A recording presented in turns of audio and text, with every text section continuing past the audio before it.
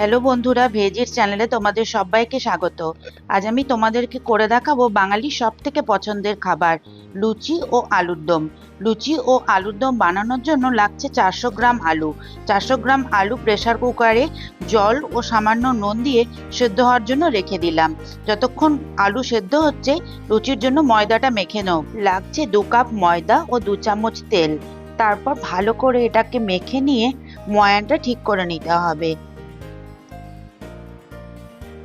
আস্তে আস্তে জল দিয়ে ময়দাটা ভালোভাবে মেখে নিতে হবে। ময়দাটা ভালোভাবে শক্ত করে মাখা হয়ে গেলে উপর দিয়ে সামান্য তেল মাখিয়ে তারপর ময়দাটা আধ ঘন্টার জন্য রেস্ট পজিশনে রেখে দিতে হবে। সেদ্ধ করা আলুগুলো ভালোভাবে খোসা ছাড়িয়ে নিতে হবে। তারপর 2 টুকরো করে কেটে আলুর মধ্যে দিয়ে দেবে একটু হলুদ গুঁড়ো, সামান্য নুন আর একটু লঙ্কা গুঁড়ো। এ সমস্ত দিয়ে ভালোভাবে আলুটা মেখে নিতে হবে। কড়াইয়ের মধ্যে সর্ষের তেল দিয়ে তেল গরম হয়ে গেলে সেদ্ধ করা আলু মাখানোগুলোকে ভালোভাবে লাল লাল করে ভেজে নিতে হবে। আলুর দমের জন্য একটা টমেটো ও হাফ ইঞ্চি আদা মিক্সিতে দিয়ে ভালোভাবে পেস্ট বানিয়ে নিতে হবে। গরম তেলে দিয়ে দেব সামান্য জিরে, শুকনো লঙ্কা, হলুদ, হিং, জিরে ধনে গুঁড়ো আর লঙ্কা গুঁড়ো। এরপর এগুলোকে ভালোভাবে কষিয়ে আদা টমেটোর পেস্ট দিয়ে আবারও কষিয়ে নিতে হবে। মিশ্রণটা সামান্য ঠান্ডা করে দিয়ে দেব ফ্যাটানো টক দই। ফ্যাটানো টক দই ঠান্ডার মধ্যে দিতে হবে, না হলে দইটা ফেটে যাবে। টক দই দিয়ে ভালোভাবে কষিয়ে নেওয়ার পর যখন তেল ছেড়ে আসবে, দিয়ে দেব ভেজে রাখা আলুগুলো। ভেজে রাখা আলু দিয়ে আবারও ভালোভাবে কষিয়ে নিতে হবে। ভালোভাবে কষিয়ে নিয়ে দিয়ে দেব পরিমাণ মতো লবণ, 1/4 চামচ চিনি, 4টে চেরা কাঁচা লঙ্কা। তারপর আরেকটু কষিয়ে নিয়ে গরম জল দিয়ে দিতে হবে। তোমরা সবাই জানো গরম জল দিলে রান্নার স্বাদ খুবই ভালো হয়।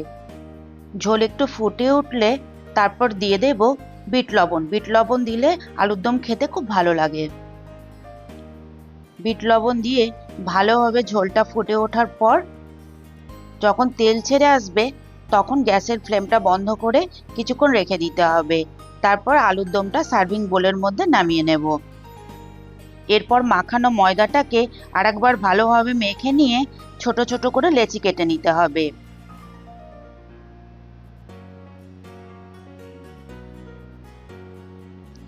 তারপর চাকার মধ্যে একটু তেল মাখিয়ে নেব।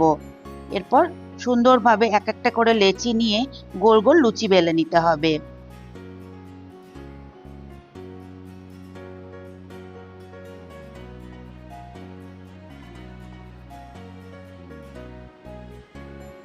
কয়েকটা লুচি বেলা হয়ে গেলে কড়াইয়ের মধ্যে দিয়ে দেব ভাজবার জন্য তেল।